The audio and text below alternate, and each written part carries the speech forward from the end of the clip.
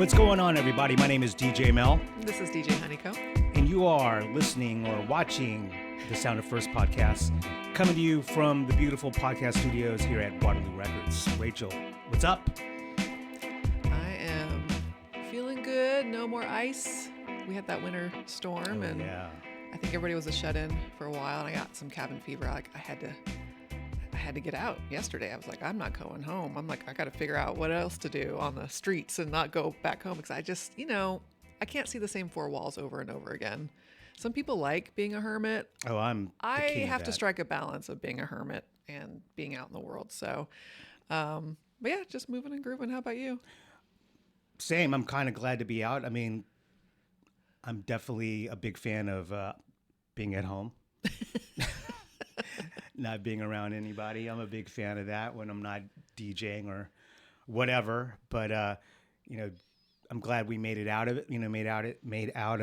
We all collectively made it out of this storm that we were supposedly going to get. Yeah. Which, I mean, it was really nothing, to be honest with you. Did you lose power? No. Yeah, I didn't either. No.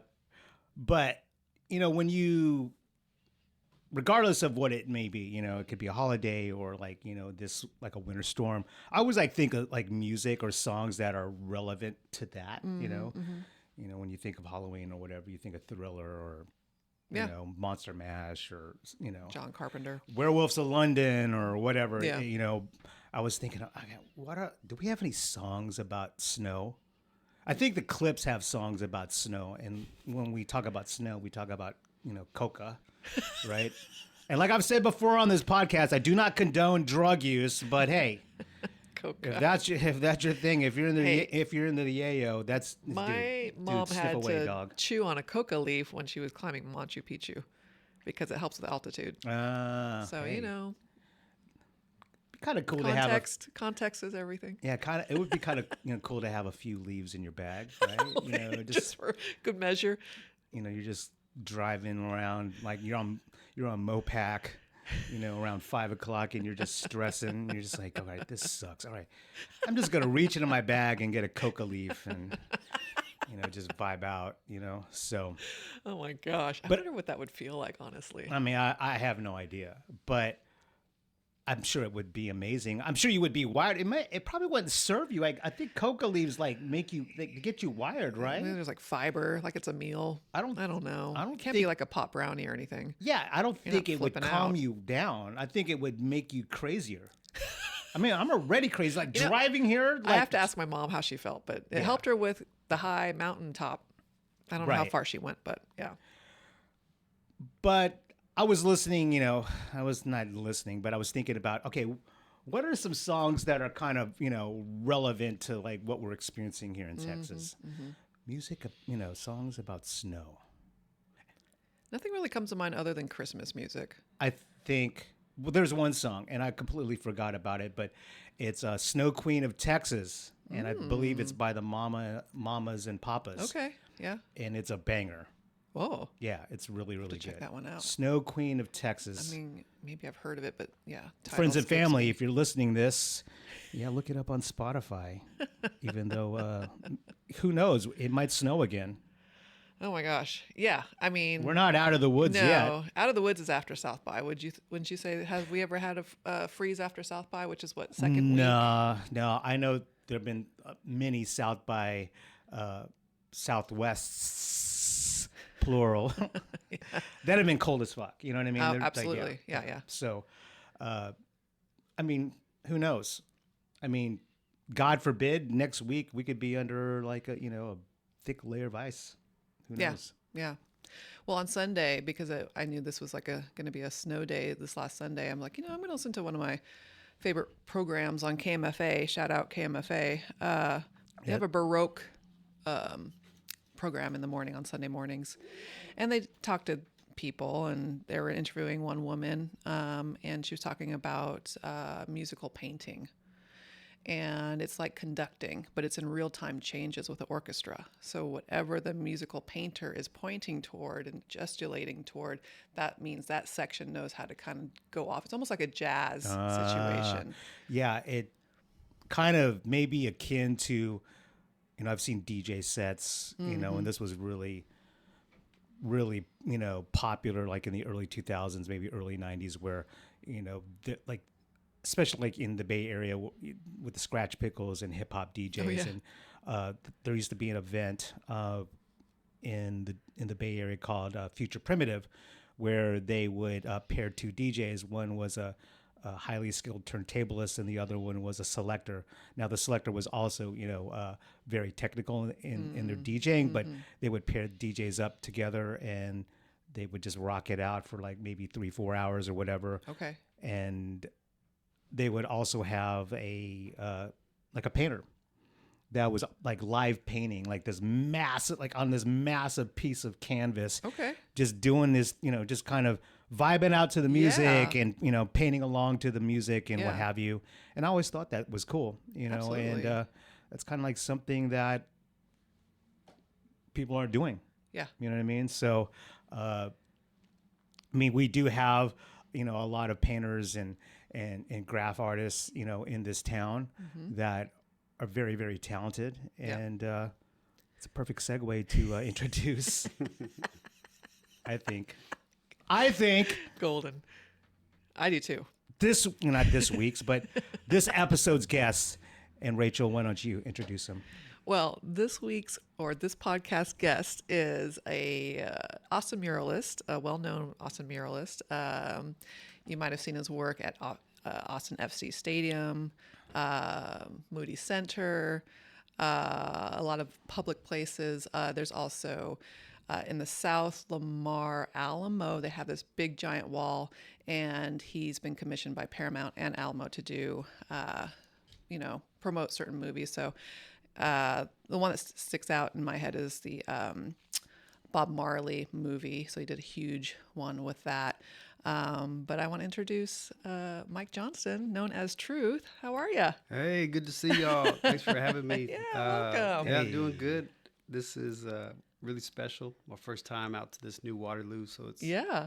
super impressive. It's Yeah. cool just being in this space. Just the inspiration is kind of endless. So yeah, feel honored, feel humbled, feel Yeah. excited to be No. here. Yeah. Thanks for. Feel slightly nervous. I don't want to say anything. Yo, that you I know, regret, everybody- but I want to put the best foot forward. My wife paints with me as well, and she was gonna come, but That's our right, Aaron. our 6-year-old decided throwing up mom's spaghetti was a better choice. So Yeah. I'm flying solo today, It's but okay. Yeah. still trying to be mighty in spirit. Yeah. So during this winter break, did you do any home catch up with projects and painting and sketching? Or were you like, no, this is my time, self care, I'm not doing work? Yeah, that's a good question. I think a part of it too was like, how do we survive with a 6-year-old home That's all day true. long? So That's we would link up with other parents in the neighborhood, either Ah. go to their house or go to a brewery and just kind of let them play, get out the wiggles. Yeah. But I feel like, every patch of snow or ice, our daughter wanted to get on it and figure out Oh, for sure. how can she slide, how can she wipe out. And it is cool. I was in New Jersey and Rhode Island when I was in elementary school when my dad was in the Army, and just seeing snow as a kid, it's like the best thing. And so I forgot about that kind of childhood wonder that's linked to the snow and to the ice. Absolutely. And so kind of getting to live vicariously through her again and Yeah. her excitement. But we definitely burned through all of our 3-hour logs. We are Okay. out and couldn't find any more in the whole city. Yeah, I'm with you on the wonderment and snow and everything.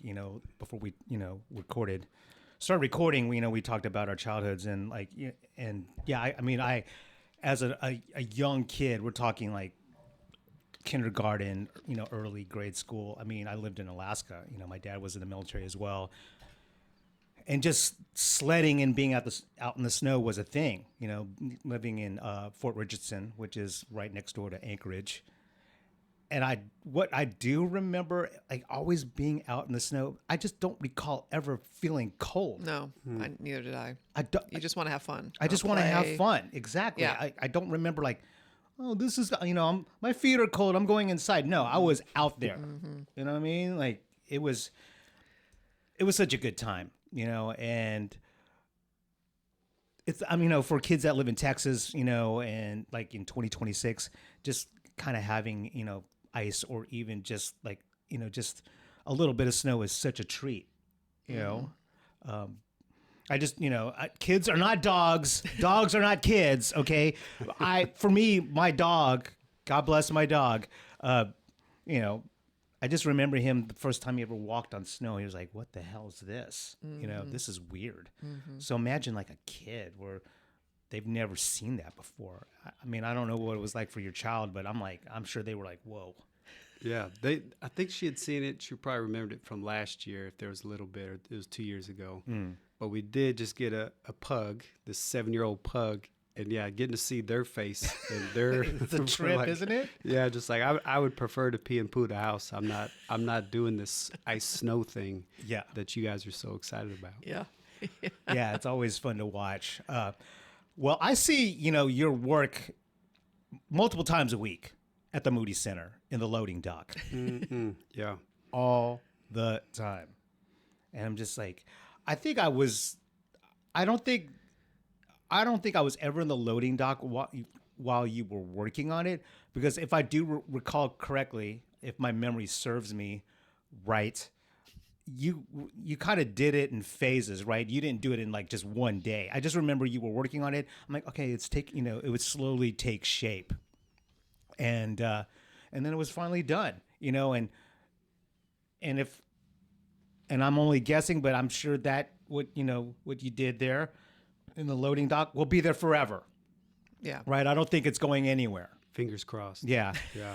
And so while you were working on that, were you just kind of listening to the ambient noise, like just the trash compactors and all the trucks coming in and out, or did you have some some earbuds and you were like jamming out to music or a podcast or something like that? So a little bit of both. And what's cool about that space, once you go through those loading doors, the basketball court is like right there. And so we could hear the DJs, whether it's going to be for the basketball game or if there's going to be a concert later that night, we could hear the sound system.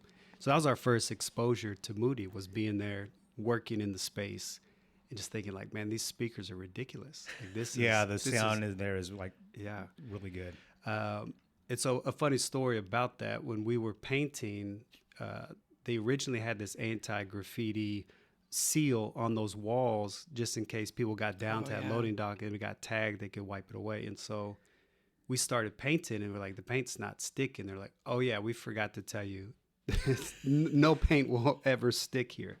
And so we're like, all right. So we did some problem solving and we found this chemical that basically it will go on top, but it's super potent. So we put that on right before it was like a Texas-Oklahoma basketball game, and Oklahoma complained and said that this was done on purpose to like throw the game. Of course. So then they kind of messed it up for us because then we couldn't paint while any activities were going on. So then it took longer to do, because I think it's like 100-foot long mural, and so it probably would have taken maybe 10 days. I think probably ended up taking like 3 weeks. Wow. Because if they had a concert or something, they're like, oh, you can't be here. And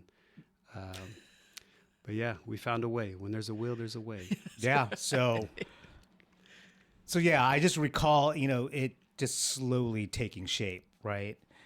And it's not just this, it's not some small piece. I mean, it's huge. Yeah. And so I'm like thinking to myself, like, man, like I'm a little dude. And I'm like looking at that, like there's no way, like, okay, this person, whoever painted it, because I didn't know it was you at the time. I'm ladders, what have you. I don't know if you were on a scissor lift. I don't, Yeah, we did the scissor lift. I don't know, but I'm just like, man, like that is a huge undertaking to produce a piece that large, right? And then, it was just. I mean, it's impressive. I mean, were you able to do anything else at the Moody Center aside from the loading dock, or is it just the loading dock? Just that one. Okay. And that kind of the backstory, there was a consulting group that was doing all the art, because I'm sure you've seen just around the whole space, really fantastic murals. A lot of our artist buddies and community did those. And so kind of like a, life where there's different phases, and we were in the running for phase 1, which was in that area, and we didn't get it. So it's kind of like, life. I'm the guy that tried out for the basketball team 6 years in a row and got cut every year. So disappointment and me have a close relationship. Oh, same. So, and that still serves us well, I think, because there's going to be plenty of opportunities where it doesn't go your way, but then phase 2 came around and they said, okay, you could paint this one, which was a pretty big wall, better payout as well. And so it's just kind of cool how those things work out. Yeah. Yeah.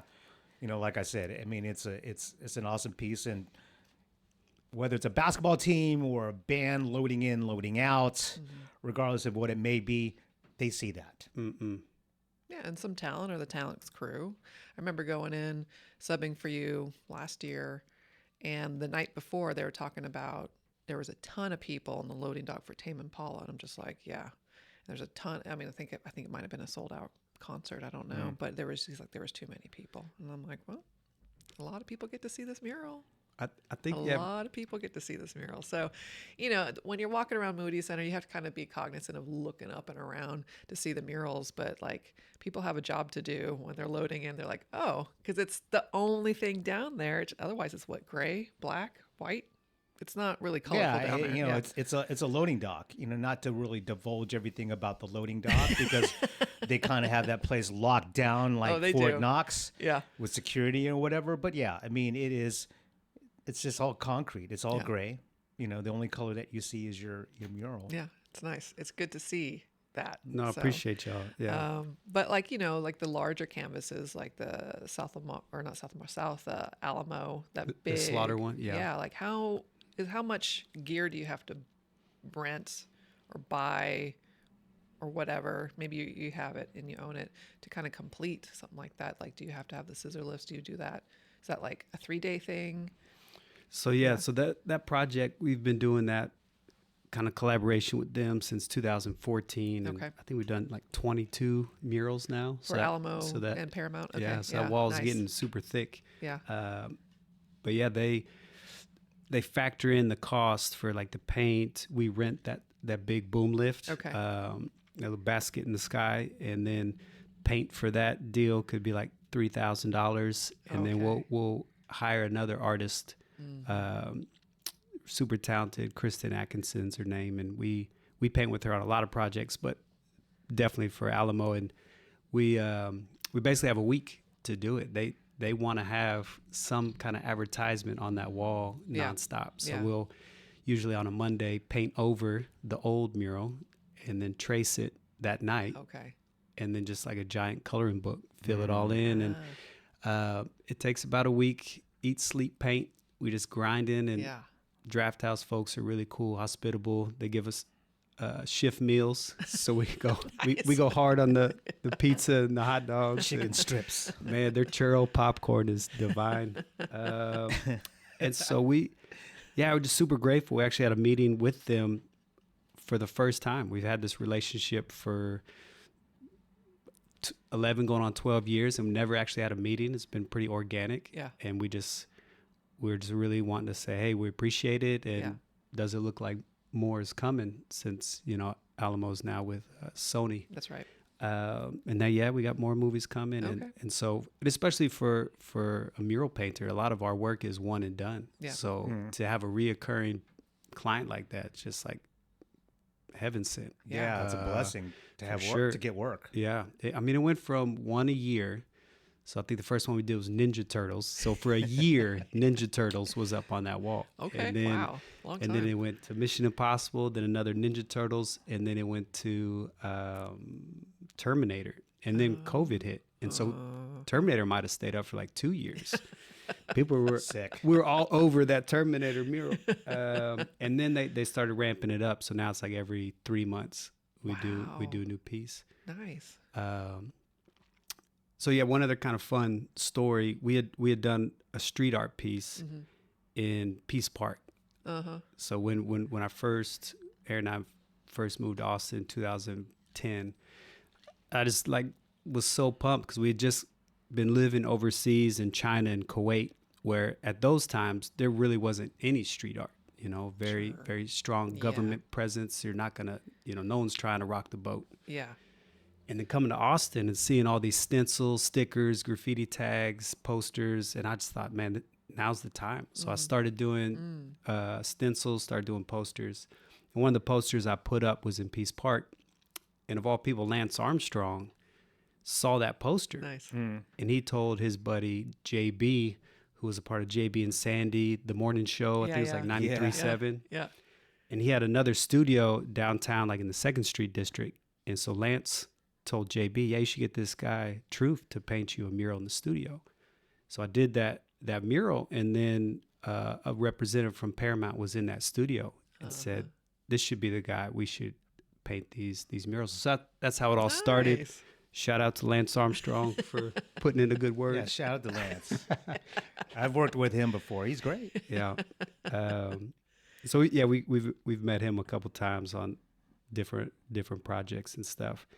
So that's kind of like how the snowball really started gaining traction. Such a great Austin story too. I mean, golly. It is. What you just said kind of reinforces how I feel about success, right? Is that I think talent and the ability to do something really well is one thing, but also I feel like luck plays a big role.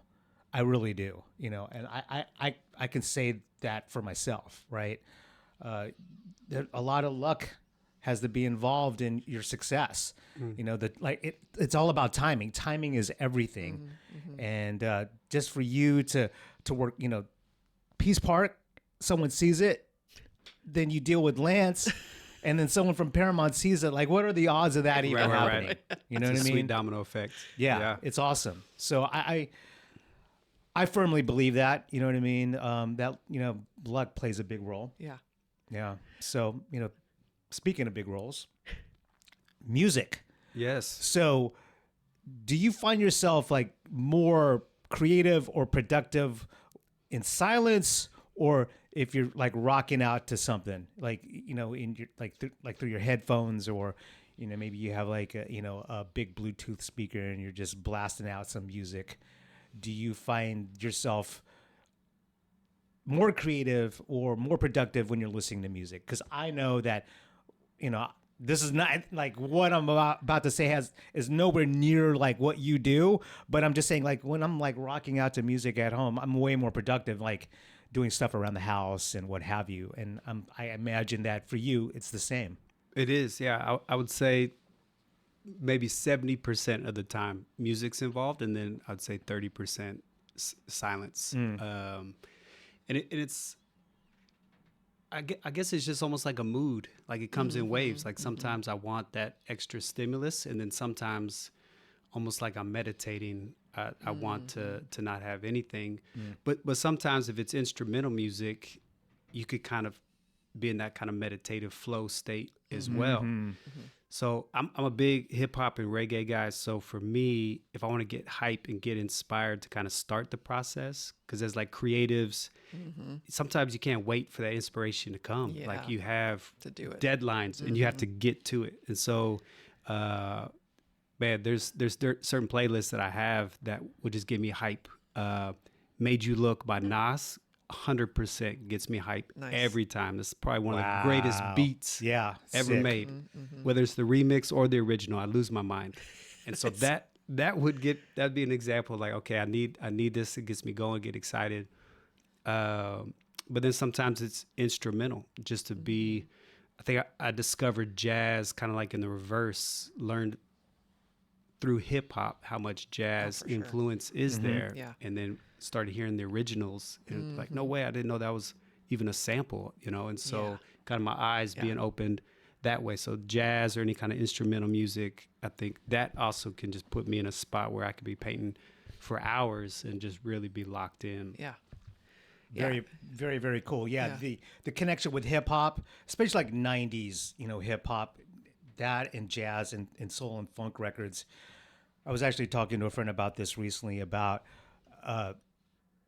we were all around during the 90s. I mean, I was DJing at the time back then, and I was a big just '90s hip hop dude, big East Coast hip hop guy, big time. And here we are in 2026, and music production is so slick now, right? And then I go back and I listen to like old hip hop tracks. You name the producer, Primo, Large Professor, the guys from the Digging in the Crates crew, you name it, Kenny Dope Gonzalez, and you listen to their production, and they just leaned so heavy on jazz records and old funk records.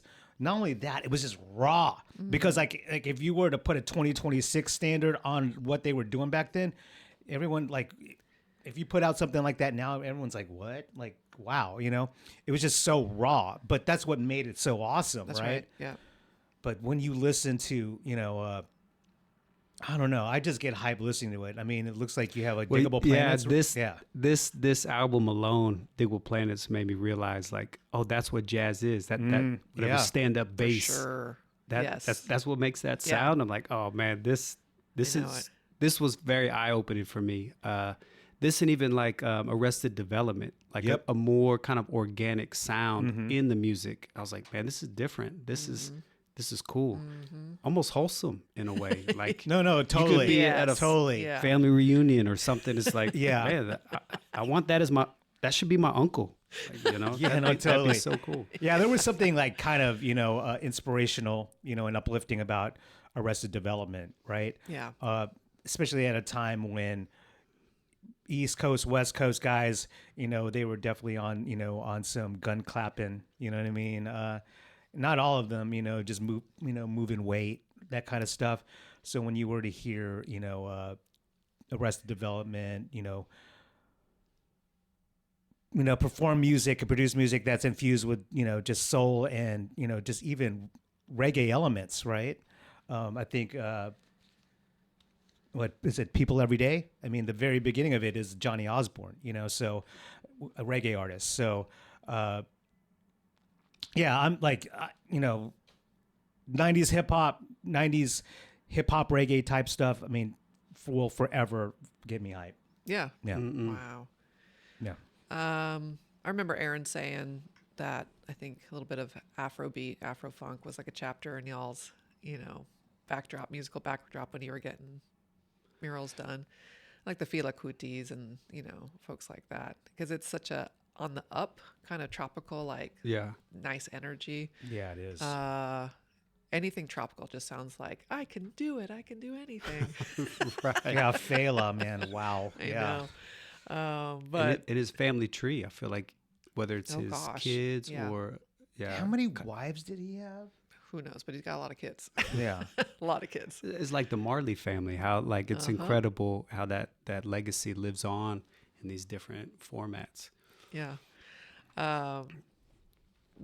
I want to talk about one thing real quick, and then we can go back to, hip hop. But I wanted to talk about like when you were like part of this military, military brat is kind of what you said, right? Mm-hmm. Did your parents ever? I always ask this about, most of the time with our guests, like if their parents were musical and what they listened to. Were you influenced about your parents' musical choices, or were you just like the first music head in the family to kind of get into music?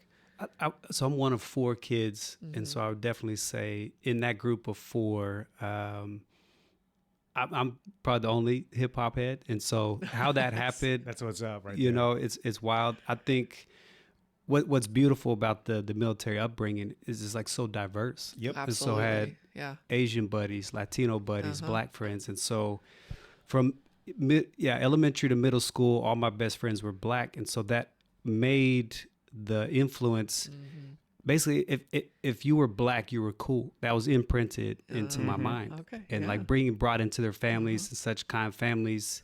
And so like, hey, Michael Jackson, when I was in the 3rd grade, we had the Bad album and we played it in our station wagon till it legit snapped. It was like we played it. Did you just say Michael Jackson Bad? Yeah. Yo, I just watched that video the other day. It's crazy. Man, it's so that I was kind of pivoting a little bit because I had some buddies that were like in a hard rock, and I wanted to get the Def Leppard. I guess it would have probably been Hysteria, Pour Some Sugar on Me, that album. Yeah. I wanted that, and my mom was like, she must have heard it from another friend that it's inappropriate for kids. You're not going to get that. So she didn't realize that she cemented it even more, because then I ended up getting DJ Jazzy Jeff and the Fresh Prince. This was the first cassette tape. That's the gateway drug right there. So that was it. So I tell her all these decades later, I was like, Mom, thanks for really bringing it home that hip hop was the way to go. And so I'm telling you, man, that's the gateway drug. I'm telling you. And man, DJ Honeycomb on Blanket. What was the question initially? Well, I mean, were your parents, did they listen to music in the car? Did it influence you? But you were like the anomaly or the outlier of your siblings with hip hop. Did your parents listen to anything? And then like, what else did you listen to as a kid on your own? So my dad was like big Johnny Cash fan. And because we growing up in the military, there's just so many road trips from moving to a new place, or if we're going to visit family in the summer. Yeah. So many road trips in these, different station wagons, and same for me. It's so wild. I'm not the only one. Wow. No, you're not. So it's like, Dolly Parton, Johnny Cash, those are the big ones. And, Rachel, I know you love Dolly Parton. And it's, I was trying to think, and then I always remember he had these cassettes that were like wacky songs. I think earlier you were saying Monster Mash for Halloween stuff. He had this whole, it was all silly songs. And as a kid, we thought it was great. I think my dad was just like a big dork, and he loved those songs year round. Like, year round. Nice. It's like Monster Mash. It was like that Itsy Bitsy Teeny Weeny. I know. Yellow Bump Top Bikini. Like all these ones that definitely don't get much play now. Yeah, those wacky novelty songs, right? So nice. So I think it was about 6th grade I got my first Walkman, and I actually Milli Vanilli was a tape that I got about the time that I got that Walkman, and I would just put that on, and so it didn't matter what they were playing. I started just listening to my own music in the car. Right, you were just kind of that and making like your mixtapes for the radio in your room. You just record and play. Oh man, it's so good. So yeah, I mean, this is very generally speaking, but it was very vanilla music in the house and what my parents liked, and so and maybe that was a part of it too. Just like as I'm making my own path and my own choices, what's more exciting, what's more fun, what's more vibrant to me. For sure. And I just felt more excited. I felt like dancing to more hip hop, to more R&B. And my friends were listening to it as well. Yeah. And so it just was like, this is the way I'm headed. And you kind of have those before and after moments. One was getting that Fresh Prince tape, and then the next was in like middle school to 9th grade when Wu-Tang Clan came out. And I was just like, game over. This is the coolest thing to ever hit my ears, Yeah. Yeah, they really like to, I mean, what a hybrid of like sound, like, Asia cinema and like the whole culture of warrior and kung fu and like putting it into all that stuff and then like making it their own. I mean, that is what true creativity is. It doesn't necessarily make linear sense to your neighbor, but if that's what drives you, it's going to make an impact on a ton of people because, humans aren't linear, If you're truly creative, you tap into this abstract. And so Wu-Tang is like a huge thing for a lot of people in the hip hop world or just in musical because they were so, I felt, my personal opinion is very original because they're just like, this is what's me. So they're extremely original, just with their, connection with, Kung Fu cinema, right? And, for a 9th grader, I'm sure that, when you're in 9th grade, I mean, you're impressionable. So when you hear that, you're just like, what the fuck? Like this is so crazy. And so everything about it just, RZA's production, and then you have all these guys that have complete different personalities in the way they deliver their rhymes, right? It just, I don't know, like it's still, and what's interesting about Wu-Tang is that 36 Chambers doesn't sound dated in 2026, right? I agree. Good point. Yeah. It doesn't at all, right? And going back to like each individual, like Inspector Deck, or I always was drawn to, to Old Dirty, right? I mean, he was just, I don't know, that, and I mean, just everything about it. Just the cover. I don't know if you have the cassette, but anyways, the album, Not the that you one, know, no. you know, the album cover, them having sheaths over their faces and having hoodies. You, like, you know, as a young one, you're just like, what the hell What's is going on this? here? Yeah. Right. Awesome stuff. Yeah. Just yeah, man. I'm one of the biggest like Wu-Tang stans. Nice. It's like, when you got like kind of comic book, it's the martial arts piece, but something about it kind of felt like comic book meets just like tough street scenes, they're all the skits and the way that they paint these images. I was like, hey man, I'm all in. Yeah, same. Same. And when I was younger, Method Man was my favorite, and I just always thought like whatever, he could be on top of a classical track and he's gonna make that sound dope. And then I still love him, but it's definitely like more Raekwon and Ghostface for me now. Which leads to the, my question, like out of all the solo records, which one did you like the most? So Super was the Supreme Clientele by Ghostface. Like that one to me is absolute lava hot. And then I did like Tikal, Method Man's first, was at Brooklyn Zoo by ODB. So yeah, it might be those three. So like, I guess in a way it's like their earlier stuff. Oh, and then Raekwon's, what's the purple tape? What's the other name? Raekwon, Built for Cuban Links. Thank That you. is my shit right there. Yes. Dude. Incarcerated Scarfaces. Yeah, this dude, that album is juicy. Yeah. I think front to back, out of all the solo records, I'm only speaking for myself, but Built for Cuban Links, the purple tape, that is like the record, right? Man, but yeah, same with, Method Man, Tikal and what have you, but dude, Built for Cuban Links is the one for me. I mean, how beautiful is it? It's his first solo album, and he pretty much has Ghost in quite a bit of tracks and on the album cover. Yeah. Like to say, even though this is my solo, I'm still bringing the team with me. Yeah. I always thought that was beautiful. Yeah. Was that one of your first concerts, or what was your first concert? Man, my first concert is a little softer. It was Boys to Men. Oh, dude. Nice. Wow, that's a great first concert. This was in San Antonio. It was at the Alamo Dome. And my buddy, he won the ticket on the radio, and he lied. Wow.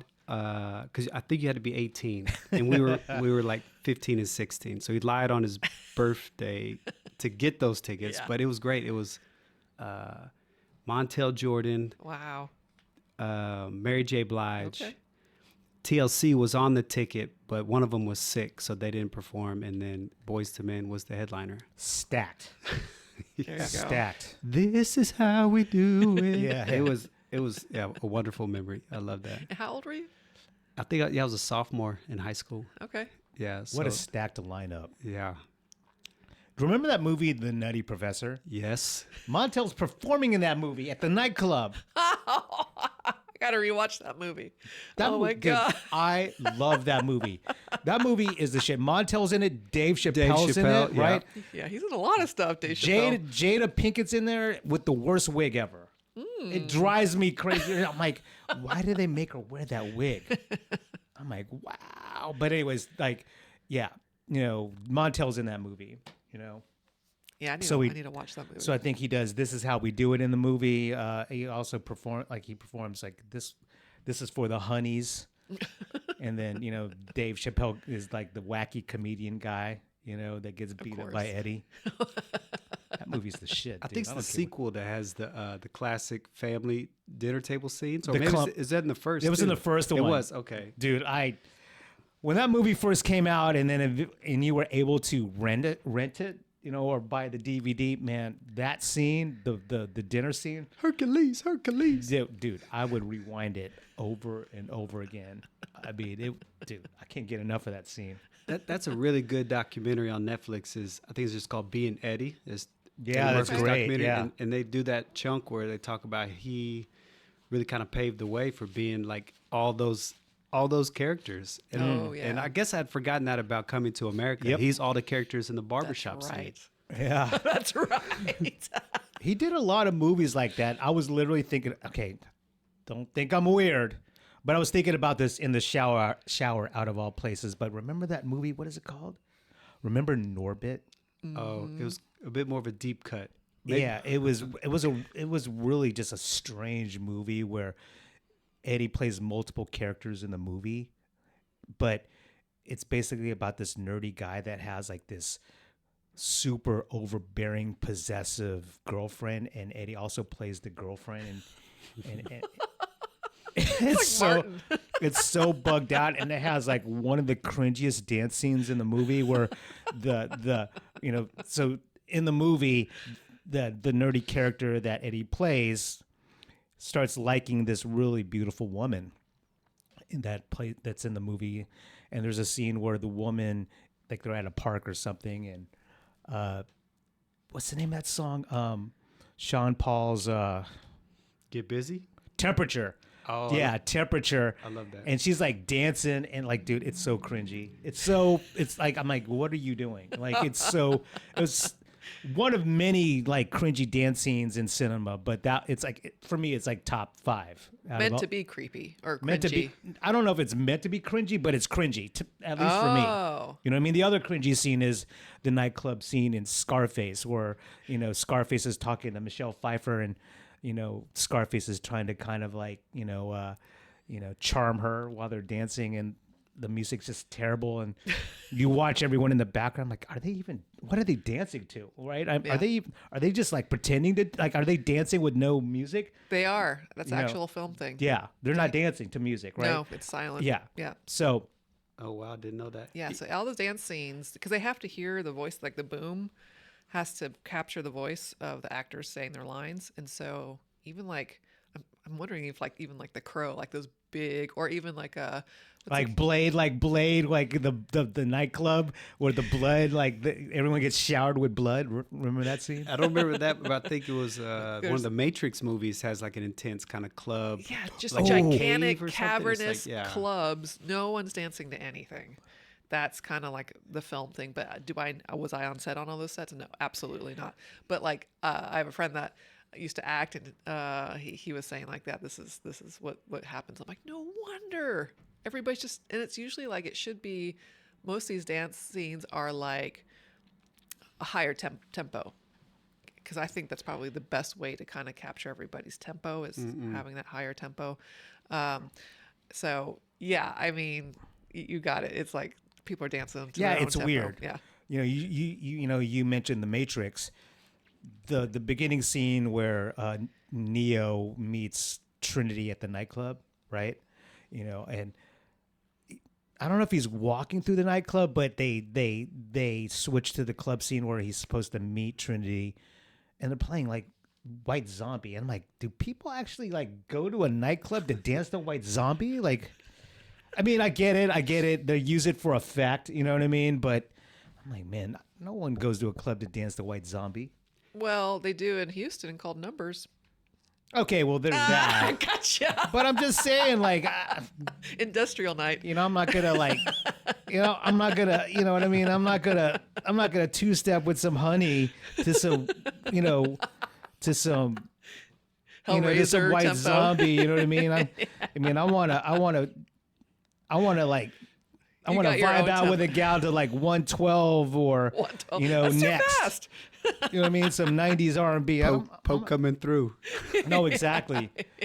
Yeah, it's interesting, but yeah, just, top 5, cringiest scenes like Eddie Murphy. Yeah, in Got Orbit. it. Yeah. Wow. Yeah. Two movies I need to catch up on. We need to have another winter freeze so I can, That rewatch. movie's so bugged out.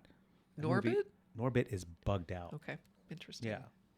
Is it kind of just a weird movie that just... It's just interesting because, I mean, it is kind of funny, but then again, when Eddie's like, Eddie like playing the nerdy character, right, and having this problematic kind of evil, I don't know if it is his wife or girlfriend, but the evil girlfriend character is so evil and so, I don't know. It's just bugged out. Much. Yeah, it's just bugged out. Maybe I'm reading into it.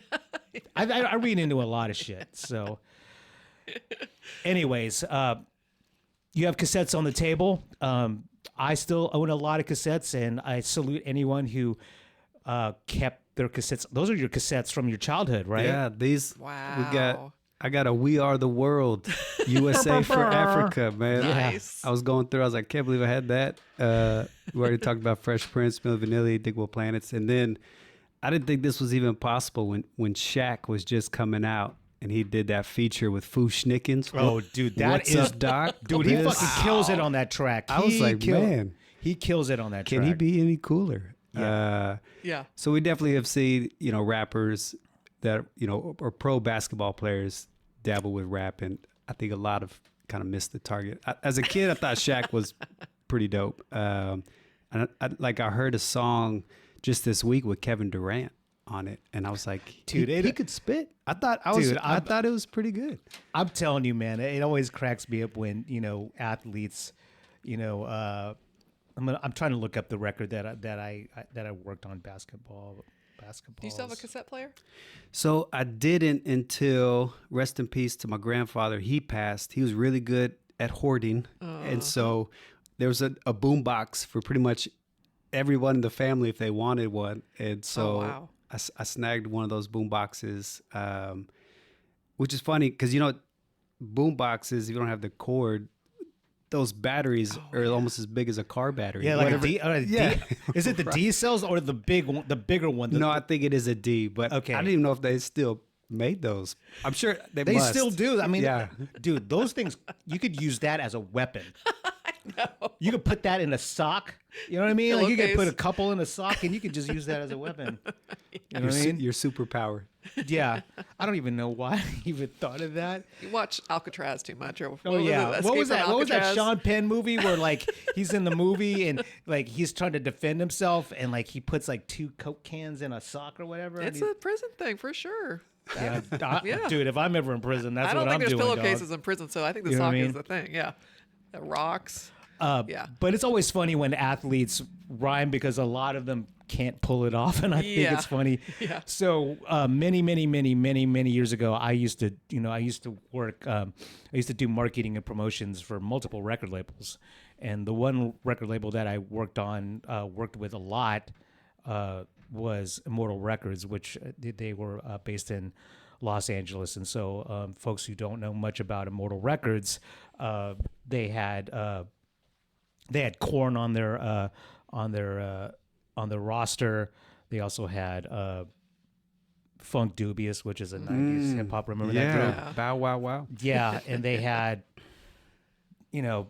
Incubus. They had just a bunch of other groups as well that I worked on. There was a band that probably no one knows. It's called April's Motel Room. That was another record that I worked on. But one of the records that I worked on, just on the marketing, was Basketball's Best Kept Secret. And I just remember when it came out, they're like, "Hey Mel, like we're putting out this record.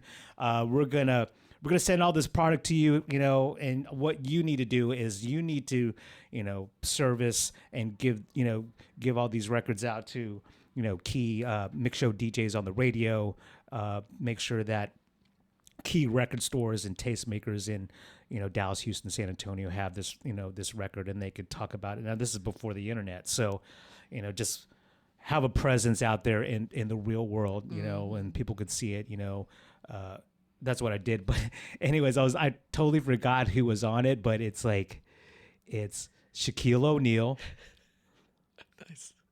Jason Kidd, J.R. Ryder, Gary Payton.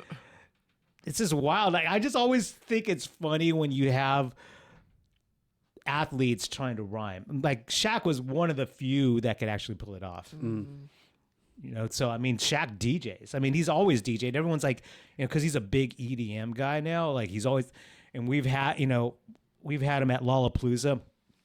And it's always a sight to see when he DJs.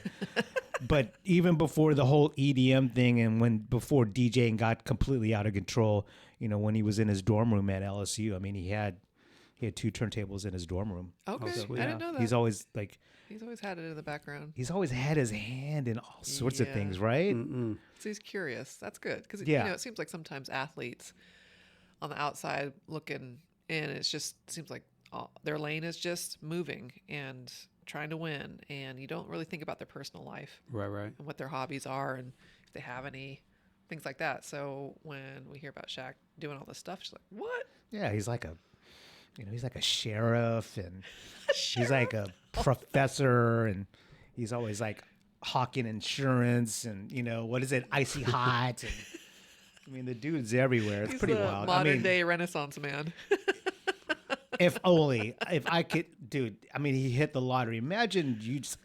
I would just be happy just having an icy hot like sponsorship, right? They just pay me money to talk about icy hot. How did we even get here? But anyways, Smell like grandpa all day. dude, I just bring the icy hot. I don't whatever he's into, yeah, icy hot. Yeah, well, I mean, I think of like the We Are the World, and you have all these musicians get together. But wasn't there like a whole football team? Yeah, They were Bears, singing I something think. like that too. Was it yeah. Bears? Do you Okay. ever? I mean, I don't know if you have HBO, but they put out this documentary is only like 45 minutes, so it's not Okay. it's not a long watch.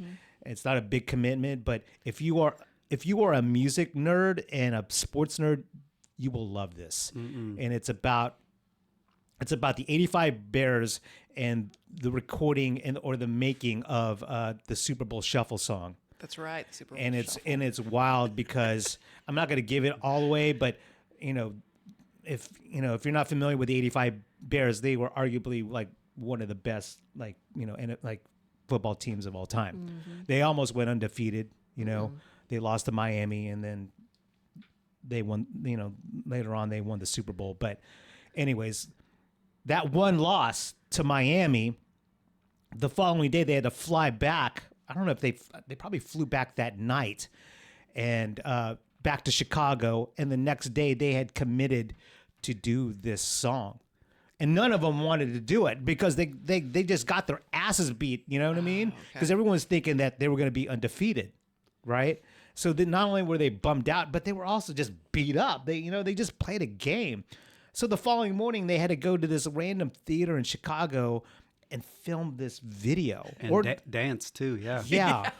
And or I don't know if they Try went to dance. I think they recorded the song and then they did the video. But anyways, it's funny because none of them wanted to do it. They hated it, you know what I mean? But it just became like this huge like cultural thing at the time because at the time you started seeing hip hop really, I mean, not completely blow up yet, but was a it was a thing that was actually happening in 85. I mean, what did you have hip hop wise? You had Run DMC probably. and- yeah, like Houdini and and maybe Salt and Pepper, and then if you were like a real head, maybe like Boogie Down Productions and and just things on Sugar Hill, and I mean there was like a lot of hip hop there, but it wasn't like a mainstream thing completely yet. So to have like these pro athletes, including William Perry the Refrigerator, rhyming on this song, you're just like, whoa. And so, back in 85, that was a big deal. And along with the fact that, if you're like a young, impressionable kid and you're like, when you're a kid, you're just like, oh my God, like I love the Bears. And not only that, they're rhyming, but anyways, the documentary I highly recommend it because This is on HBO? it's on HBO. Okay, I'll check it out. Yeah. It's really good. I just love how they talk about like what the fuck did we just get ourselves into? Like this is I don't want to do this. I don't want to do this, and it's just funny because they just were really reluctant to do it, and then it just wound up being this huge thing. Yeah. Timing. And they loved it. Yeah. Timing and luck. That's kind of what we were saying earlier. It's wild to see some of the crossover. I don't know if you remember G.I. Joe in the 80s had like some pretty wild spin-offs. Like you could save up your little UPCs and mail them in to get a special figure. Yeah. I think Sergeant Slaughter was one of them, who was like a pro wrestler at the time. And then Refrigerator Perry was another. So you could have the G.I. Joe figure. He had like waist down is like a soldier, but waist up he's like his football uniform. It was so cool. Yeah. Yeah. Oh my gosh. Yeah, music and sports. Definitely maybe not so much like, music being, applied to like the actual fan experience, but when athletes dabble in music, I always think it's funny. It's almost like, remember in Boogie Nights when, Marky Mark and his cohort in Boogie Nights, they go in the studio and they try to record that rock track because they're like, okay, here we are, two washed up porn actors, and we're gonna make it big in the music industry, and they go in there and, they're trying to like sing, they're trying to sing. Yeah. I don't know if you remember that, but anyways, I remember it's making kind fun of like of it when we were, 20 plus years ago. We would make fun of that here in Waterloo, that song. You got the power. Yeah, it was a thing. Yeah, yeah. Well, if you go back and watch that movie, what's interesting, the guy who's in this, in the studio behind the board recording it, and he's rolling his eyes going, God, this is the worst thing ever, is Michael Penn. Big 80s. Not a big 80s, but he was pretty popular like in the 80s. Like he was Sean Penn's brother. Mm-hmm. And I think he's also married to Amy Mann. Oh, who is Till Tuesday. Yeah. I know a bunch of random shit. But anyways, so whenever I think of athletes like dabbling in music, I kind of think of that scene in Boogie Nights where like, what are you doing? I get it. You want to be creative. I get it. Shoot your shot and see if it happens. Throw that shit up against the wall and see if it sticks. I get it. Well, I mean, somehow it comes to mind with Milli Vanilli, and this is the through line. It is that you get people in the studio, and you're like, man, they don't have a good voice. What can we do? Yeah.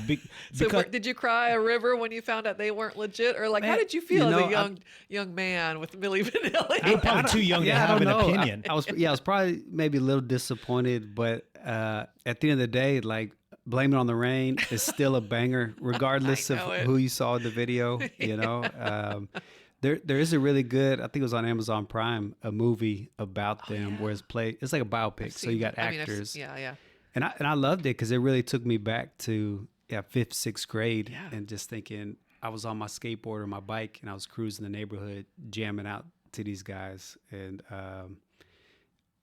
whether it was real or not. Yeah, at that age, I don't think I cared.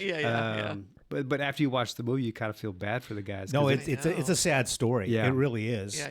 I will say this, that if Milli Vanilli existed in 2026, them performing in like the backing track skipping, nobody would no care. one would care. Right. It was such a big deal. Yeah, they would be huge now. They would. You know what I mean? But, wrong timing. Yeah, it's a really sad story. I think I during the pandemic, I went on a deep dive on Milli Vanilli on YouTube, and it's just a really sad story. Yeah, really I mean, the music business is kind of wavy when it comes to good stories, bad stories, sad stories. I think we were talking, a couple of weeks ago how sometimes you need like the really kind of profoundly sad stuff to make good music. Mm-mm. And so I think the one that's still alive from Milli Vanilli, like I think he came out with his own album, and I'm wondering if it came it's from like acoustic. Yeah, like because in that, or maybe it was I think it's at the end of the Amazon movie. They show you him playing the guitar. Yeah, I mean, I don't know if it's good, but I'm just kind of like that. It was some sort of catalyst for him to be like, I got to do something. Right. Yeah, this experience. Yeah, so. the one thing that I took from watching all those interviews and videos that I saw on YouTube about Milli Vanilli, what's the name of the guy that's still alive? What is it? There's Rob. Is it Fab and more and like. I forgot. Maybe it's on the cassette. But anyways, the one surviving member of Milli Vanilli is such a sweet guy. Yes. Yeah. He really, really is, and I mean, this is, a very, cautionary tale about the music industry. I mean, because, we see it time and time again, I don't know why this has I don't know why the algo has thrown this into my feeds. But just, kind of watching Britney Spears right now, just like where she is. And she's out there. And it's like a very good example of what, the music industry and fame will do to you, and your mental health. It's really interesting. Was she part of the Mickey Mouse Club? I don't know. Maybe. Yeah, was she part of that whole? JT, she met Justin Timberlake. Oh, okay. Christina Aguilera and maybe some other person we're forgetting. But when you start that young, you grow up real fast, right? Yeah. So I mean, And for who her, knows how it catches up with people. and for her, she was huge. Yeah. So Yeah. it probably, it's kind of like on some Michael Jackson shit where Yeah. it just messes with your sense of reality. No, sure. Yeah. Like you hear stories about Michael Jackson just being so famous that he just wanted to do normal things. Mm-hmm. And I think we probably have mentioned this on the podcast before where, he's so wealthy that he would buy out or shut down a grocery store and hire actors or whatever, or friends, or bring friends to the grocery store so he could pretend that he was actually grocery shopping. That's wild. Wow. Can you imagine that? It's so ironic that people so desperately want to be famous. You just like, if you had any idea what fame actually is, Be careful it's a what golden you wish cage. for. It's probably like a lot less sexy. Yeah. Yeah. People think that it's the coup de grace. And it's just like, no, it's pretty much a prison. I mean, and then you hopefully you trust the people around you that are saying yes all the time, that all your ideas are great. But it's just crazy. Because y'all performed in front of really big crowds. Kind of seems like, I'm sure the energy of that can be addicting. And you're like, I want more of that. I want to do another big show. I want to do another festival. Definitely is an energizer for sure. How about you, Mel? Like, do you feel really energized when you've done like performing in front of big crowds? Yes and no. I mean, yes and no. I mean, there've been times when, I'm not going to name, the time or, place, but yeah, there've been a couple times where I was like, okay, let's just get this over with. Not like I wasn't phoning it in, but if you're playing to a big crowd, like, I don't know, it's just interesting because there's like, it's hard to you can connect, right? But if you're only like, okay, if you're playing to thousands of people, like that's one thing. Yeah, I mean, it's kind of hard to gauge or connect with them. But if you're playing in a room where there's only 100 people, then that's another thing. I think of course. I mean, you and I played in a crappy, divey, smelly bar called Nasty's for forever, and there was like maybe 100 people in there, and those were the best nights ever. True. Because sometimes the energy can be lost on gigantic crowds. It's just like one big moving blob. But I guess it might be subjective. But yeah. I don't like at the time in the past of like just going to get some coffee or grocery shopping and hearing my name. Like, actually, it's still kind of anyway. It doesn't matter. But like you kind of want your privacy. You don't want people. Anyway, it's not what people think, and I had a nanosecond of that here and there in Austin, and I don't like it, and so I feel like with Michael Jackson, like Beatlemania, I mean, people ripping your skin off when you're trying to get out of the car, like those poor members of the Beatles, like that is not paradise. That's terrible. I mean, for anyone to be that famous, I mean, that's kind of like hitting the lottery, right? I mean, I have no problem, with, I can only speak for myself. I have no problem like being successful. I mean, I don't know if I am successful, but I have no problem with maybe people here and there, maybe like, oh, I remember you, or hey, you're the guy who DJed during the pandemic or whatever, or whatever. I have no problem with that. I think that that's a good thing. It kind of just shows you or is like a friendly reminder to let you know that you've connected with some folks, right? Yeah. And that's the thing. What's interesting really quick was, for those of you listening or even watching, you're not going to see this, but there were a bunch of like high school kids like going through, like there's a window right here and they're like going through the box sets and like, what day is it? It's like a Thursday, right? What time is it? They should be in school. Dude, they're ditching class. That's like what I would be doing. I'm like, fuck school, dude. Let's go to Waterloo. Yeah. I know. What's the closest school here? I don't even know. It would probably be Austinite down by Town Lake. That would be my guess. It just reminds me, they're probably on their lunch break or something like that. And they're probably like, they probably have one car. Like there's like 10 kids in like right there, right? Yeah. They probably all loaded up in one car. Like, let's go to Waterloo. Yeah, I mean, that would be paradise if I could do that in high school. I mean, did you do anything like that? Did you go to record stores and like? No, I don't. Yeah, I didn't get into records until maybe 10 years ago. Okay. And so but I could think of like Taco Bell would be where we would have gone in high school, or or Pizza Hut. They had the lunch buffet. But did like even when you were in like grade school, middle school, high school, did you ever like go to a record store in San Antonio? No. Wow, Never interesting. did. I think before I was driving, somehow, like I'm sure y'all, you stumbled across Columbia House. Yeah. And they would just mail you those CDs, which Yeah. obviously a very broken business model. Because I must have gotten 20 CDs and never paid. I know. None of a us thing. did. Yo, Columbia House has been mentioned. Yes. I mean, every times. guest that we've had has mentioned Columbia House. That was kind of like, yeah, man, we got like 20 CDs. What is it? 20 CDs? Well, I think there was, For a penny or some put shit? the stamp. There was like stamps. I think you Yeah. put the stamp of that album artwork on there, and you sent it back. And I think it was them and BMG maybe was Yeah, the other yeah, one. yeah. And Sounds so, familiar. I thought I was clever, and I don't think there was any collection agency. No, coming they for would a threaten you. 16-year-old, Yeah, Right. You get a lot of notices. Yeah. Like, you owe us money. You're like, do I? I don't understand.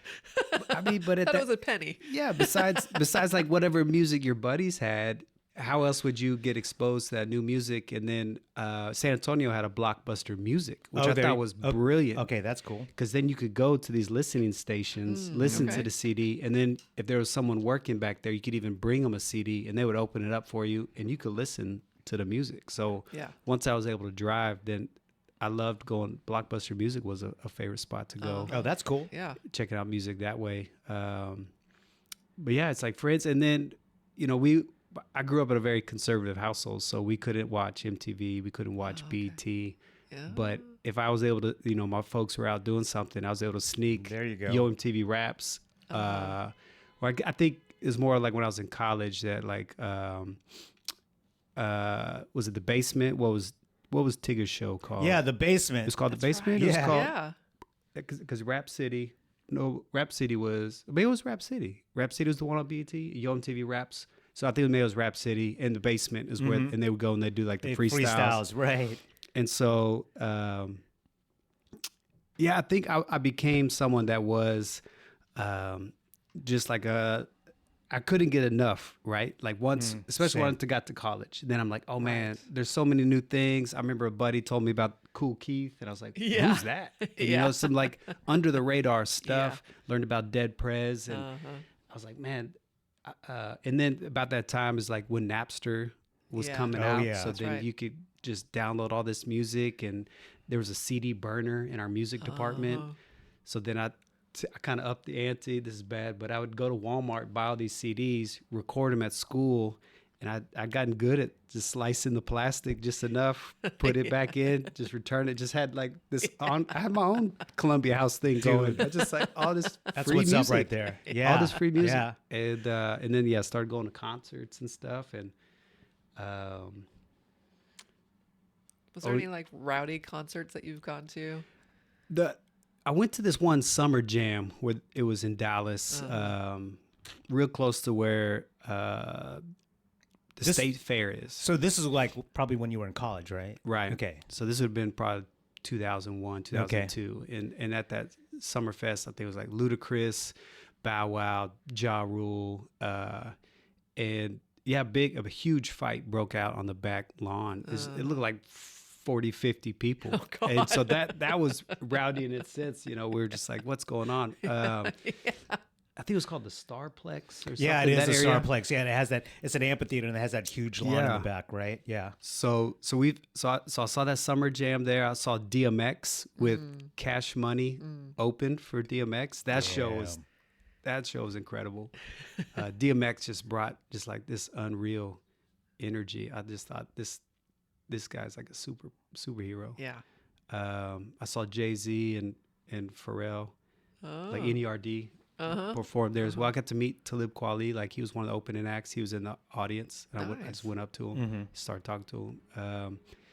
So I think a lot of, if it wasn't those formative years like middle school, high school, I think it was college when I started getting all this freedom. I could listen to whatever I wanted, just be introduced to more music, and just That's the time. Man, and what's wild, I was like a youth group leader. And, Oh, no. And my one of my kids, his parents also had like a CD burner. So I just basically make these lists. I'm like, bro, download these songs for me. And when I see you next week, I want that CD. Yeah, I probably abused the power. But yeah, I was just hungry and thirsty for more music and more of those kind of experiences. Yeah, like going to live shows as well. Yeah. Yeah. Just the energy of hip hop around that time. I don't know. It was just something about it. You know what I mean? I agree. Whether it's like the mainstream stuff or even just the underground stuff, there was just something. You mentioned Cool Keith. Did you ever own Sex Styles? No, I don't think I actually owned any of his music. Okay, but yeah, there's a record called Sex Styles by Cool Keith, and it's like this pink, kind of like this hoodie, lavender cover. And Cool Keith on the cover is like wearing like a banana hammock, bikini underwear. He's like standing with his girl in the kitchen, and he's wearing like a bikini, underwear, I right? remember that one. Yeah. And on the counter there's like a box of Frosted Flakes or like sugar corn pops or something like that, and I'm just like, that's what I'm talking about. Because not only was the cover bugged out, but just it was called Sex Styles, so it was like definitely not PG-13 or rated G. I mean, it was something like for grown folks. Were they doing parental advisory in the early 2000s? Oh, totally. What did that? I feel like that's not happening anymore. Is that even? I don't. They don't. No one. They cares. still do that. That'd be. Is there an advisory team? Yeah, I mean they still do that. It's wild because you and I have talked about this many times, like in 2026 or even just let's just say the last 15 years. Just especially with like rap stuff. Back in the day, when you were like listening to DMX or even just stuff on Death Row or what have you, Biggie, they would just say words. Right, they would just drop. They would let it fly with the F word, and you know what I mean, and just they would just cuss, and it was just words. But now it's like entire verses what they're talking about. It's not even the words. So it's like, I think, what was I looking up? It was the latest NBA YoungBoy record. I wanted to get that so I could play it at the games, right? The clean version, because.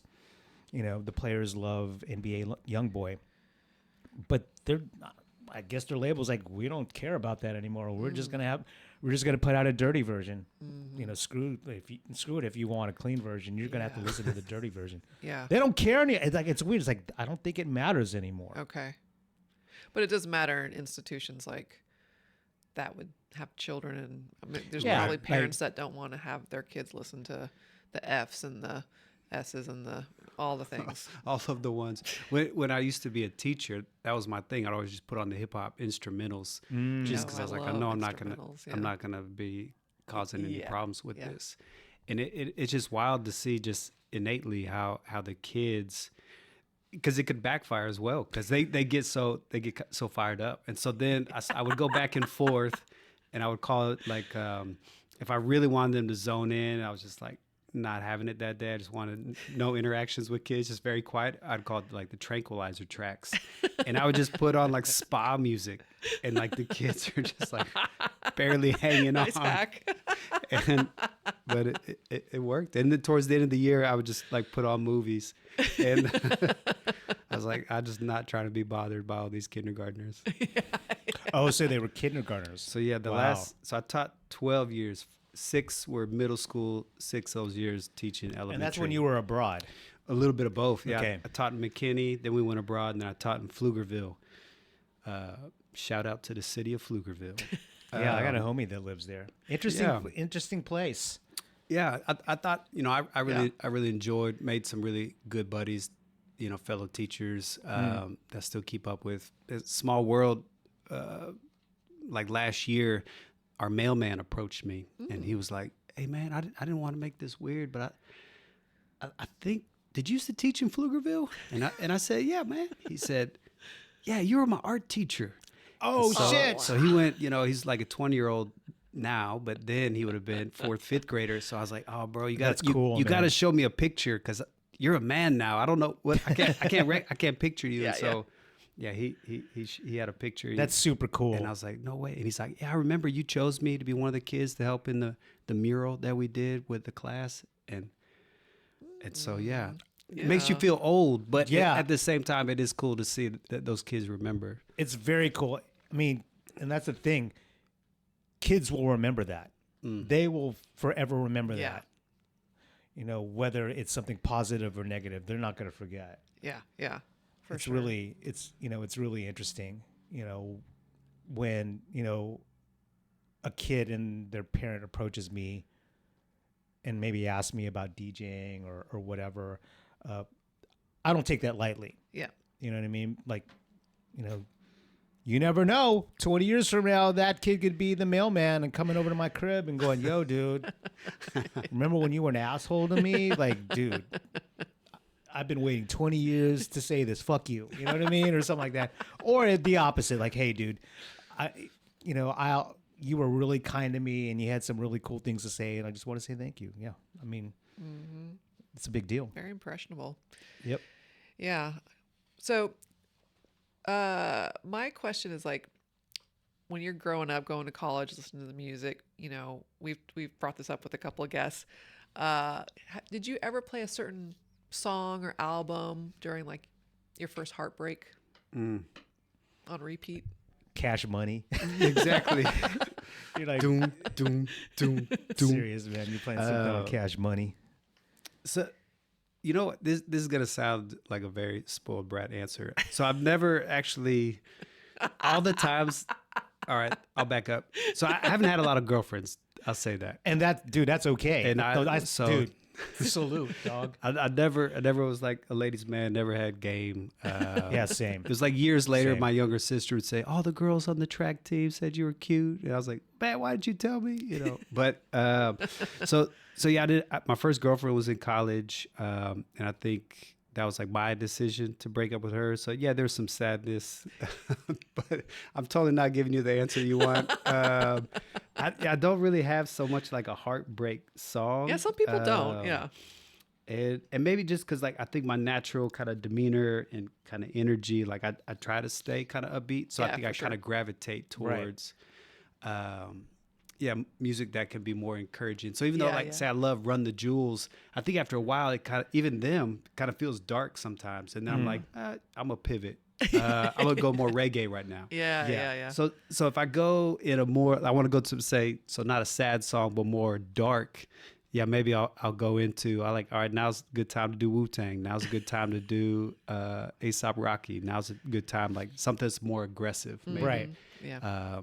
Because I think maybe I feel, that sounds intense, like aggressive. Like maybe I feel more like pent up anxiety more than I feel like sadness. Maybe like maybe. lack of control, and maybe you want to hear something that sounds like power. Yeah. I get it. For so, sure. So is there like a track that you listen to that you know is kind of your go-to when you feel like you just need to get hyped and you feel like you want to run, that'll make you run through a wall? Yeah. I have a playlist. It's called Time to Destroy. Oh, no.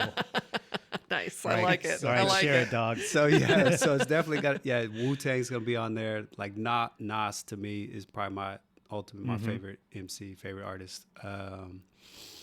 I'm trying to think like some beats, like there's some Killer Mike beats that really give me hype. Even though it's super old school, like I still love was it DJ Easy Rock and Rob Bass? It takes two. Come on, it sure. takes two. And then when Snoop did like a more modern twist of it in like 2008 or 9. What's the name of that? What's the name of that track? Maybe it's because maybe it's I Want to Rock Right Now is maybe I Want to Rock. Maybe this is the Snoop version. Yeah. I know what track you're talking. I forgot the title, but yeah, I it's remember like that slowed song. down a bit. It's really and I was slowed like, down. this beat is so tough. Yeah. Like, so Yeah. I'll get hype for, I mean, lately I got hype again on was a Blame It on the Rain, and then Baby Don't Forget My Number. There you go. Milli Come Vanilli. on, Girl, you know man. it's true. This whole side A is full bangers. Yeah, it's yeah. like, Dude, all I'm their not singles. afraid to admit that I like Milli Vanilli. No, Man. Milli I think- Vanilli was great. yeah. Yeah. Yeah. I would say, and then I might do like a more poppy. I blank on the guy's name, but he's got that song "Cheerleader." He was kind of like a one-hit yeah. wonder. Is it Tal Cruz? Is that Tal Cruz? No, it's I'm blanking. He's like an artist from somewhere in Africa. Yeah. And that Cheerleader track, he wasn't even going to release it. It was going to be like an intermission, and then it became his biggest hit. I love the beat to that song. Yeah. Dude, I got to look it up. It's a sing-songy kind of like back and forth, like I call it like the hammock swing. Like I mean, I hear that a lot. Oh, in my mind. Yeah. And like reggae and dance hall. It's like the sing-songy. A lot of Kid Cudi stuff too. Yeah. Did you do a mural for Run the Jewels? Yes, they were here for ACL, but they also did a show at the Austin City Limits, and so we painted. I don't think it's there anymore. Like a live painting, like you were performing with that one wasn't. No? We have done ones like that. That one was just we painted it. And Volcom used to have there's a skate shop like on off East of 7th or 6th. Yeah. And so that was cool because we've done things like we did a live painting at a Cash Money Young Money party. Okay. I was doing like a portrait of Lil Wayne, and he was supposed to be there, but he was a no-show. Of course. Other people in that camp were there, but so this was cool. So I was going into it thinking, oh, they might not show, and they did, and they were cool. Killer Mike was like, man, you could come paint at my house. Nice. So it's kind of wild. I also like their story in the sense that it took them together to really skyrocket them more into the spotlight, and they're like in their 40s when that happened. And so instead of being singular, they were a duo. So so not just the singular, but the age piece, because like for so long, people say hip hop. Yeah, once you're in your 30s, 40s, like you're no longer relevant, or like the conversation Andre 3000 is like, what am I going to rap about now that really would resonate with folks? And I think storytelling will never get old. Exactly. Regardless of the content. I agree. Yeah. I mean, as a genre, hip hop is very, very young, right? Yeah. I probably have mentioned this to you a bunch of times where, you see all these, the elder statesmen of the genre not tour, or they're not getting along with each other. And there are so many people that grew up listening to them that they should just kind of bury the hatchet, get together, go on the road, make some money, and then just ride off into the sunset, right? You were talking about Andre 3000 talking about, well, I'm 40 something, and what am I going to rhyme about? Dude, all your fans are the same age, and they want to hear, yeah, you know what? Like, it doesn't matter what you're rhyming about. Like if you're rhyming about your 401k, or you got the gout or whatever, you know what I mean? Like rhyme about that, because we can relate to that shit. You know what I mean? Like maybe don't rhyme about gout. Right. You know what I mean? Like, I'm not here to, I mean, I love all the current stuff, you know what I mean? Talking about, your watch, or, your AP or whatever, or you're talking about your gun or your Draco or whatever it may be. I'm into that as well. But yeah, I would love, I would love to, and I think De La did this a long time ago. There was a video where it was kind of like kind of a response to all that, kind of like gun clapping and just, moving weight and drugs and whatever. I think the video, like they're doing laundry in the video. They're just doing normal stuff. They're like vacuuming in the house. I don't know if it's the Stakes is High video. I can't remember, but I would love to just see Andre 3000 talking about just regular real stuff. Shit that an older person would deal with. Like, and if he's, I'm okay with him playing the flute in the middle of it or whatever. And, him just doing stuff that, a grown up would do in the video. It doesn't have to be, just flashy shit, you know what I mean? Yeah. Because we've seen that enough already, you know what I mean? Yeah, and he would have a receptive crowd at really any age, because he has such a legacy. And I think he said in that interview, he's like, I'm not hip. It's called hip hop for a reason. It's just like, it's interesting. Maybe he's just kind of done with it. And I know with creatives, they want to move on to the next. Like they don't want to go backwards. But it would be fun if he ever changes his mind to be like, I'm just going to talk about housework. I mean, That'd be funny. That'd be great. he's arguably one of the best. I mean, just off the top, like off the dome, like off his head, like, dude, he's one of the best. And it's interesting, you know. It's kind of like Jordan, you know, and like he's just like, you know what, I'm gonna play baseball. You know what I mean? He's like, I'm so good, and you know, winning's kind of old now. I'm gonna challenge myself, and granted, his father, you know, was murdered or whatever, and that kind of pushed him towards that. But yeah, he's like, I'm just gonna play baseball, even though I'm not as good as, you know, I'm not good at baseball like I am with basketball. I know, I get it. What has been like your favorite mural that you've done around music or musician in town? Yeah, you brought up that Bob Marley one earlier. Like that was a dream, you know, getting to paint that, and not only being a big Bob Marley fan, but just the movie. Like I was going into a little skeptic, like a biopic. But I thought the movie was cool. Really enjoyed it. So yeah, painting that one was special. We mentioned earlier about my granddad's boombox. Yeah. We do these like promo videos. Draft House has an incredible video team. Shout out to Ray. And so each mural they make like a little short video, and in that I'm carrying my granddad's boombox. And we actually did fact check. We're like, was boombox around when? Because I think Bob Marley died like somewhere in the 80s. I think boombox they were started maybe about the same time period. Okay. So yeah, that one was great. And then it's not like, as y'all know, being creatives and social media is a great way to get your art out there, but sometimes it's also a beast. Like it's the validation might not be there the way you're hoping. But this part was cool. Whoever manages the Bob Marley, their kind of like his estate. Yeah. So they reposted that mural. That's very cool. So it's kind of like very validating in that regard. That's important. So, and that's the people that matter, I feel like, you know, like that's beyond the cherry on top. Yeah. So that's cool. Yeah, we live in an interesting time, because I know that we have touched on this on the subject of social media on this podcast numerous times, but for me, yeah, it's almost like it's a necessary evil, right?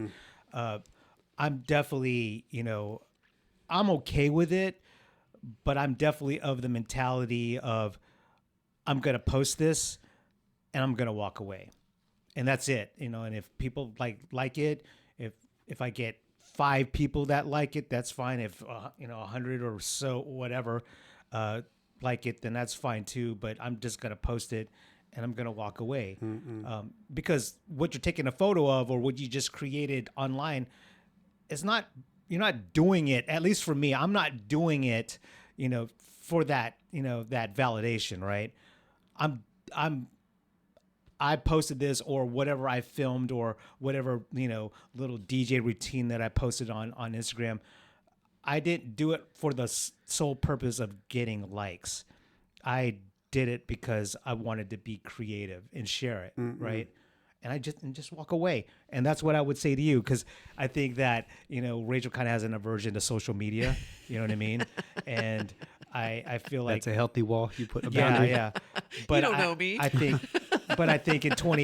nowadays, I think you have to do it. You know what I mean? I mean, not be a hoe about it. You know what I mean? And be slutty about it, and just, you know, throw all, you know, just share completely everything. Because I feel like oversharing. We don't have to see everything, but at least just to show that you are creative and that you're doing something, and that people, whether it's, you know, you doing a little routine, like a DJ routine or whatever, or you're mixing 2 records, or you're sharing with your followers, okay, this is a record that I love and that, you know, that I really enjoyed when I was a kid, right?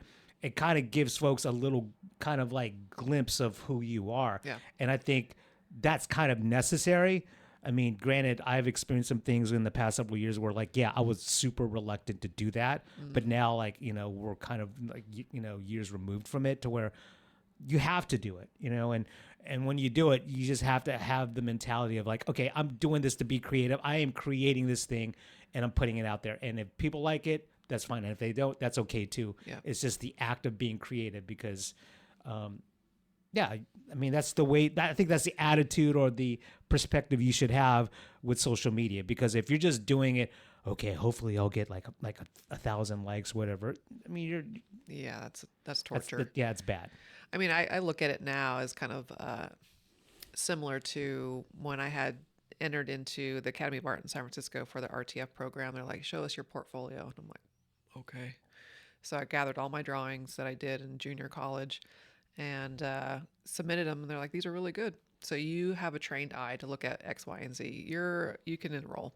And so I look at social media moving forward as almost as a portfolio. Like, this is who I am. You either like it or you don't. It's okay. Yeah. So yeah, not forcing any relationships out there. This is just who I am. And yeah, I think of it as like a little portfolio. And I remember those big, heavy black. I don't know if you, with the little ropes that you had to tie. Dude, do you have like one of those like big, like flat file cabinets at your crib? Used to. Dude, I want one of those so bad, but they're so big and heavy. Right. I wish we had met 3 years ago. I think that's where we put it to the curb. So, yeah. Dude, I would have taken it. I don't know where I would have put it in my house, but let's just use IG for, as an example. I think of it as kind of like you said, a resume, if you will, or a portfolio. To actually to let folks know that you are doing things, right? So people are like wondering about you, or you as an artist, they're not going, okay, well, he doesn't have anything online. But if they see your work online, I'm like, all right, all right, he's at the Moody Center, he's at the Alamo, and he's doing all these things, right? It's kind of like this portfolio, if you will. And if you look at it that way, then it's kind of healthy. You know what I mean? I'm not gonna. Don't get me wrong. It's okay to post photos of your food, okay, like your dinner, and then a selfie on the dentist chair, a minute before they take off. They give you a root canal or whatever it may be. I get it. There's there's nothing wrong with that, but the necessary evil is that you have to show people that you are actually doing something. Right.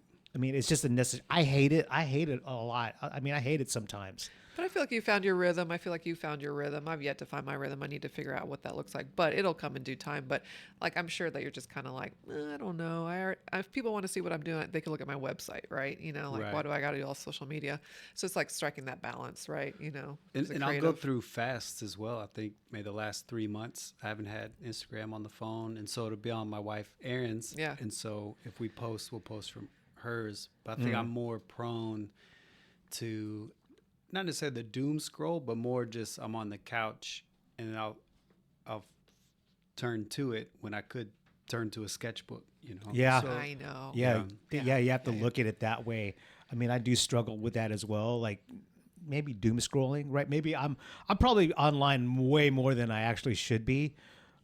Exactly what you were just saying. Like I caught myself yesterday. I'm like, on my phone, on my computer, in my kitchen, just doing just some of it work, some of just kind of grazing the internet, if you will. And I just had to stop myself. I'm like, dude, why don't you take out the garbage and, you know what I mean? Go analog. Put a load of laundry in the washer because you do need to do a load of laundry. Yeah. And the garbage can in the kitchen's getting full. Do something, right? You know what I mean? Yeah. It's interesting because I could see it kind of affecting me in a way where, I'm more kind of prone to thumb through like social media for a long period of time. And sometimes I will catch myself not having the attention span to sit through a movie. Right. I mean, the first time I heard about that whole kind of, that whole phenomena of people not having the attention span to sit through a movie was, I mean, probably 4 years ago. I was, having, lunch with a colleague and a talent agent, and we were all having lunch, and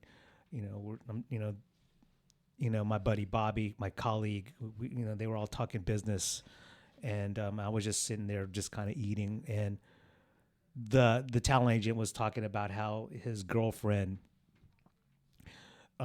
he was just kind of complaining a little bit about his girlfriend. We're like, man, like my girlfriend's a trip because she'll sit there and thumb through TikTok for 2 hours like it's no big deal, but she can't sit still to watch a full-length film. I was like, is that real? Is that for real? Yeah. You know what I mean? It's Like for real. But now, years later, like I'm almost kind of falling into that category, and I have to catch myself. Okay. Because I could be spending that time working on my craft. Right. Like you said about working on sketching something. Right. I think that's something that we all need to kind of be very mindful about is, all right, yeah, it is like candy and it's addictive or whatever, but you need to walk away from it and really be creative. Like you said, like analog. Yeah. And I don't like any aspect of life that will create a codependency. For me, independency is like primo. And I feel like some of these forms of technology is a double-edged sword. It can help and hurt at the same time. So I have to really be careful of like just limiting my time online. And it's like, I told him like, I have 4 cameras. I need to like get to know them again. 2 are analog and 2 are digital. Like, let's play around with that instead of kind of figuring out, what I need to do digitally, when I don't have to really do that. So yeah, and that what we talked about.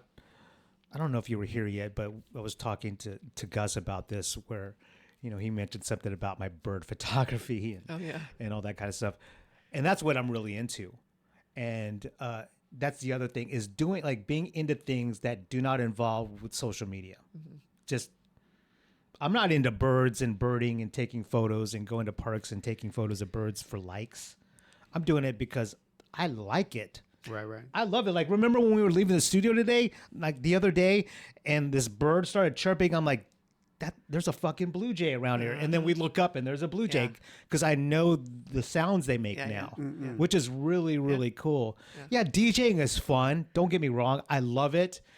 But just to do something I don't know a lot about, and that is kind of foreign to me, and that's so new, and it has nothing to do with music.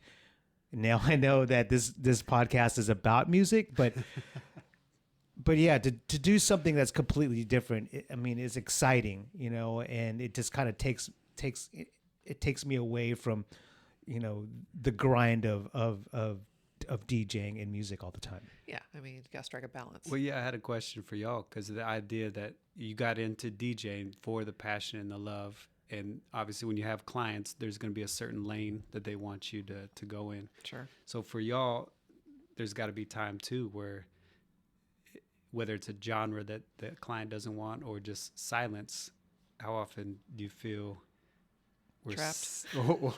Or when silence is chosen?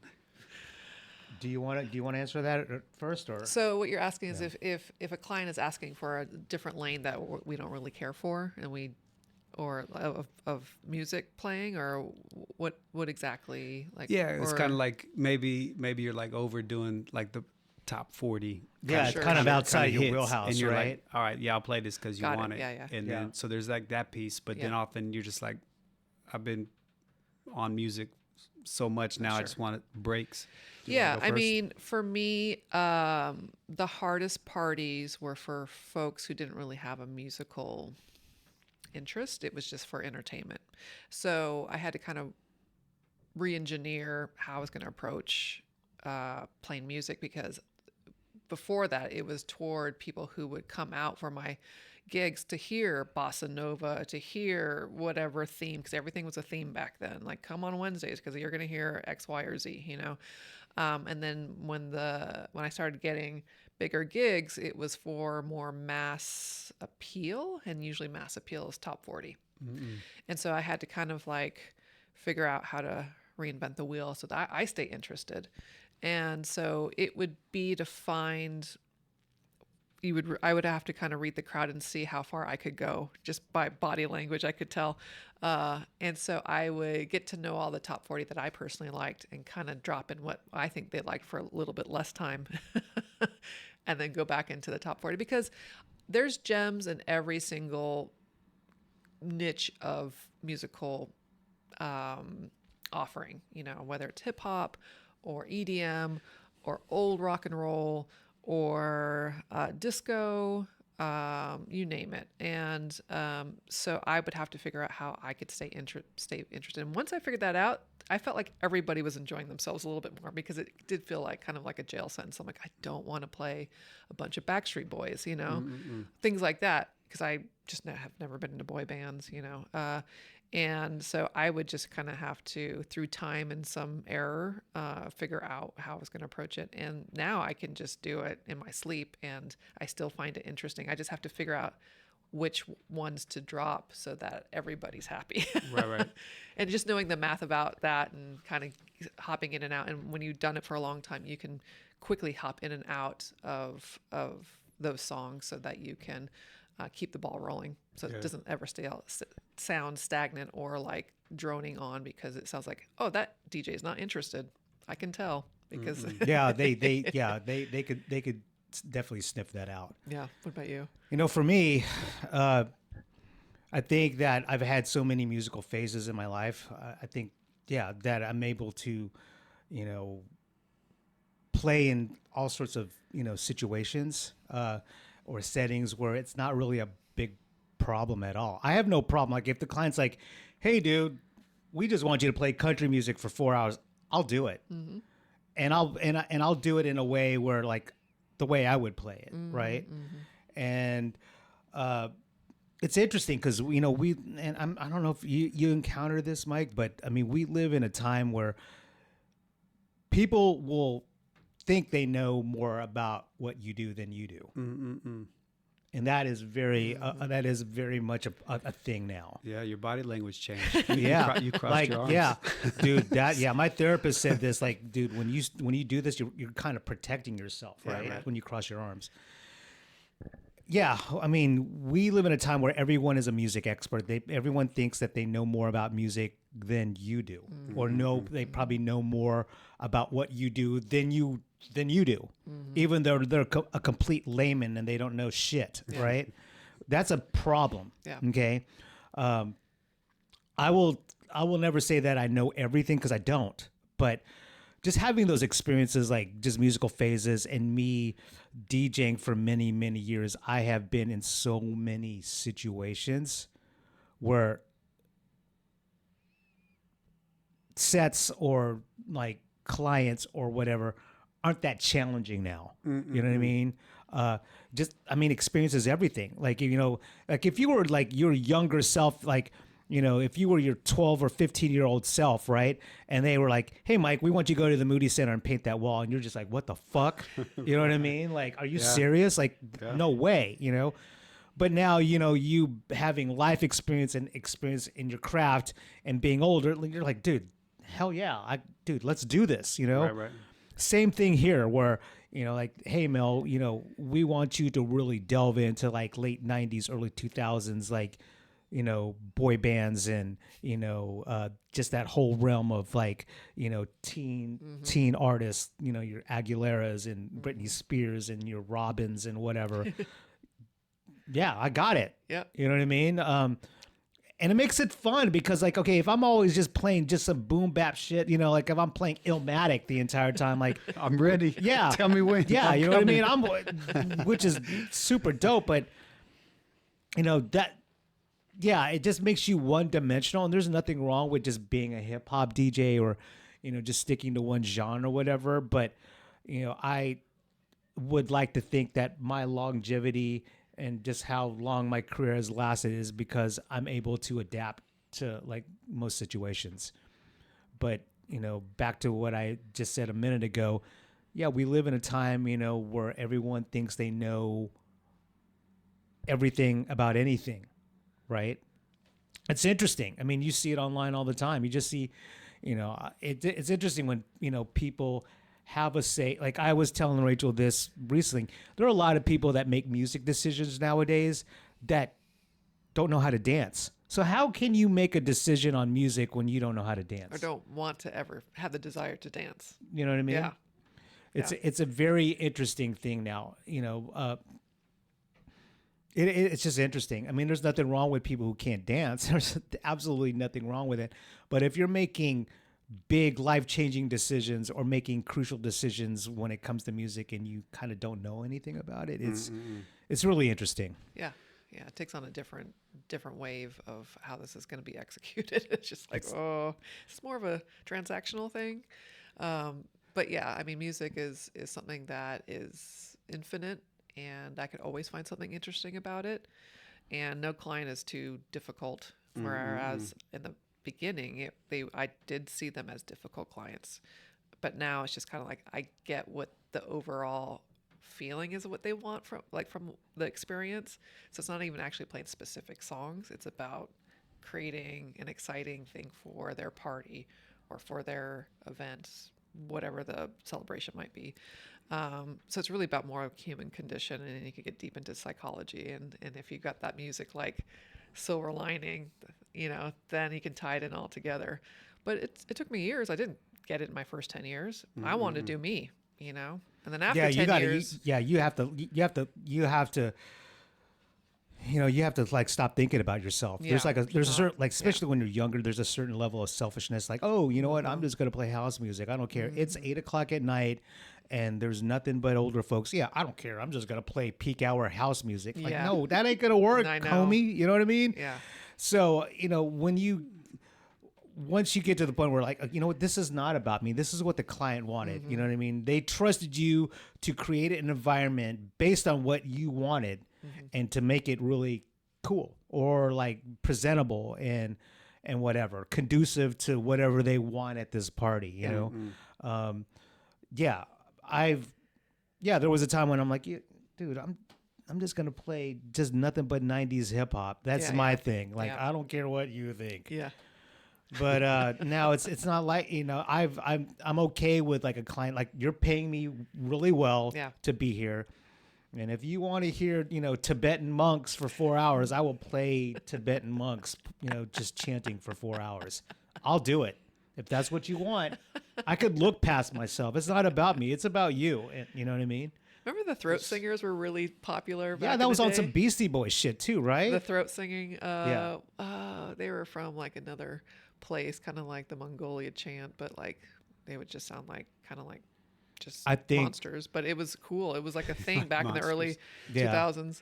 I do love seeing the similarities because artists, whether music, art, fashion, there is that part where there is dying to your ego because, working with my wife, Erin's great because she does a good job of reminding me, her line always is, you could always be back in the classroom, So like 1,000%. So it's like so many times I get caught up in me. I'm like, oh, they should just trust us because we're the experts.